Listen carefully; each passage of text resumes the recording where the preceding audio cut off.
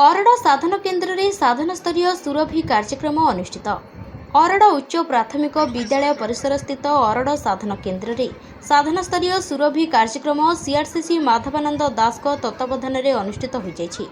ଉକ୍ତ କାର୍ଯ୍ୟକ୍ରମକୁ ଖଣ୍ଡାୟତା ପଞ୍ଚାୟତର ସରପଞ୍ଚ ଗାୟତ୍ରୀ ପରିଡ଼ା ଉଦ୍ଘାଟନ କରିଥିଲେ। ଅନ୍ୟମାନଙ୍କ ମଧ୍ୟରେ ଦୀପ୍ତିମୟୀ ପଣ୍ଡା, ଭାଗ୍ୟଧର ସାହୁ ପ୍ରମୁଖ ମୁଖ୍ୟ ଅତିଥି ଓ ମୁଖ୍ୟ ବକ୍ତା ଭାବେ ଯୋଗ ଦେଇଥିଲେ।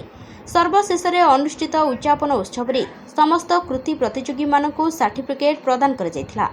ଉକ୍ତ କାର୍ଯ୍ୟକ୍ରମକୁ ଚିନ୍ମୟୀ ଦାସ, ସୁନିତା ଜେନା, ବିଚିତ୍ରାନନ୍ଦ ବେହେରା, ପ୍ରଭାତୀ ଜେନା, କଳ୍ପନା କୁମାରୀ ରାଉତ, ରୀତାରାଣୀ ସାହୁ, ସମିତା ଜେନା, ନିର୍ମଳ ସିଂ, ସାଗରିକା ଦାସ, ନମିତା ସାହୁ, ହରିଶ୍ଚନ୍ଦ୍ର ପଲେଇ, ସୌଭାଗିନୀ ଭୋଇ, ସସ୍ମିତା ପ୍ରଧାନଙ୍କ ସମେତ ଲକ୍ଷ୍ମଣ ଲେଙ୍କା ଉଚ୍ଚ ବିଦ୍ୟାଳୟର ସମସ୍ତ ଶିକ୍ଷକ ଶିକ୍ଷୟିତ୍ରୀମାନେ ପରିଚାଳନା କରିଥିଲେ।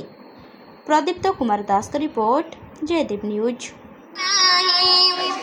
मथर जहारा मुकुट पराए तुम दाही मागिरी साहे चरण जुगारा परसे जहारा सामाथ सिंधु वाहे मथर जहारा मुकुट पराए तुम